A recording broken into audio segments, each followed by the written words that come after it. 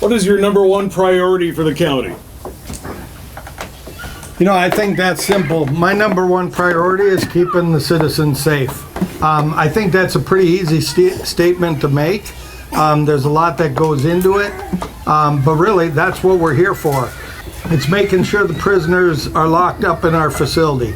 It's that are breaking the law. It's making sure the taxpayers and the citizens are safe on our roadways.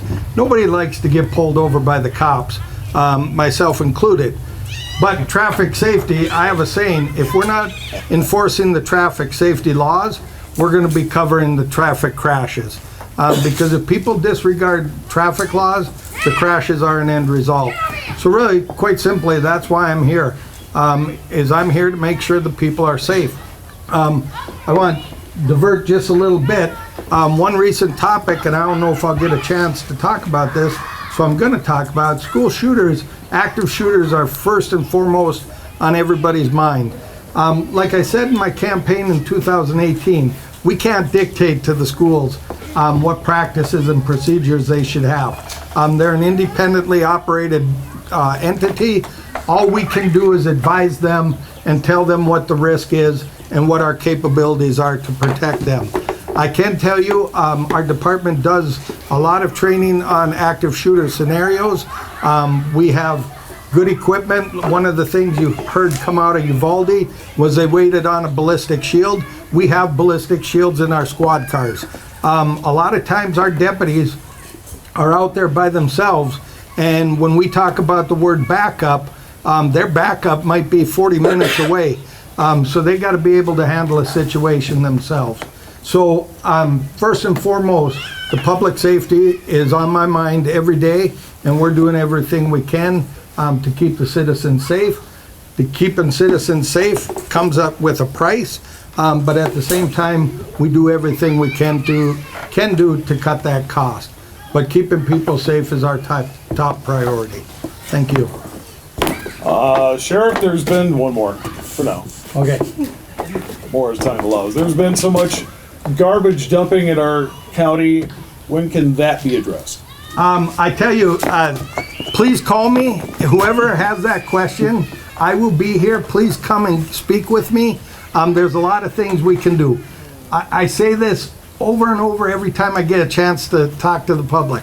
We're here to serve you. It's not a bother to call us. We want you to call us. One of the things I started and I campaigned on in 2018 was what we call our REO program, Rural Enforcement Outreach. Everybody has this understanding. Bismarck is the biggest part of Burleigh County, but really, that's why I was excited to come out to this event, because I'm hoping that the majority is from outside of Bismarck. Marv, I know you are, and we talk quite often. But my point is, our Rural Enforcement and Outreach program, we started that to ensure that we have communication with our citizens outside of Bismarck. We've got deputies going to school board meetings. We've got deputies going to township meetings. We've got deputies going to fire department meetings, ambulance district meetings. Basically, we want to know what's going on in the county because we can't address it if we don't know about it. So whoever wrote that question, please stop me before I leave tonight, and we will work together to get that problem solved. Will you protect citizens of Burleigh County against any and all unconstitutional actions by federal or foreign agencies? Okay, not sure what that means, but again, like I said earlier, I'm a sheriff that stands for the rule of law. If we have a rule, the rule of law says that something is constitutional, or I shouldn't say constitutional. If there's a law passed legislatively, it's my job to carry it out. Doesn't mean I like it or not. If there's something I don't agree with, obviously, as Jeff can attest, we've talked very closely during the legislative sessions as bills have gone through the session, and we advise what we can and cannot do with the laws that they're proposing. Hopefully that answers it. Do you still support red flag laws? So Do I still support them? I don't know if I ever did support them. I didn't no idea whether you did or not. So I don't know if somebody's got a question whether or not I support them. Several sessions back, it did come up. There was law enforcement officers that came out in support of it. I was not one of them. And this is a question that we could talk hours about, but in the interest of keeping it short, here's what I've said. We got a problem in this country. The thing that scares me as a sheriff, and should scare every taxpayer and every citizen of our country, is every time there's a mass shooting, what's the first thing we say or we hear? Well, we knew that was going to happen. That person had issues. The latest shooter, they were referring to him on social media as school shooter. That was his nickname on social media. The problem with red flag laws, the problem with every protection orders, domestic violence protection orders, restraining orders, is they're built on the belief that everybody's going to be truthful. If they're not truthful, the system fails. What we got to figure out is how do we make this work. I will say, I think the concept of the red flag law, if everybody was truthful, I think it would help. But the problem is in society we have people that lie. We deal with it every day. So that's where we get into problems. I wish there was a magic wand I could wave, but like I said, I'm going to leave you with this.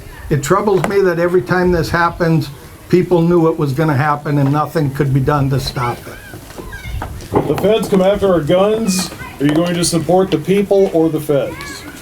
Here's what I'm going to tell you. I don't like talking hypothetical because it's easy to say, well, if this happens, what are you going to do? Or if this happens, here's what I'm going to tell you. We have a good legislature. They look at these bills very closely. We have good elected people in Washington representing us. We might not always agree with them. I don't always agree with them. But the point is this. I think it's very unlikely we live in a country where at some point there's going to be an order to come take our guns. I told you I was in the military. Just like Jeff said, at 18 I took an oath to support and defend the Constitution of the United States against enemies, foreign and domestic. I'm a strong supporter of the Constitution and the Bill of Rights. That's it. Actually, two of the cards have the same question. Okay.